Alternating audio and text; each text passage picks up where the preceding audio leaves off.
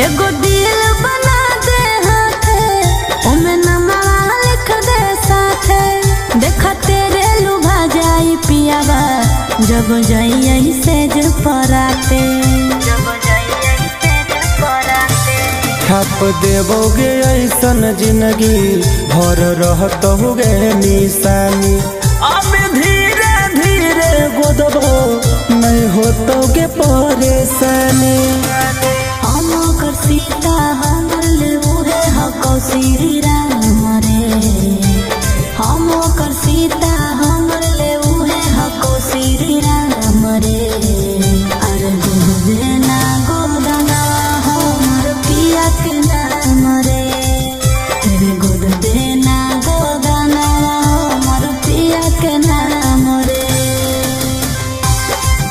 तेरे गोद देना गोदना हमर पिया के नाम रे।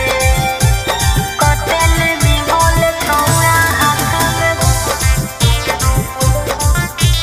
पिया के नाम रे।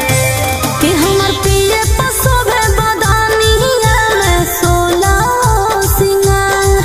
जितना हम मानिए उनका उतने हमरो करे प्यार। नहीं दर्द होतोगे छोड़ी टूटे न सन नहीं कर।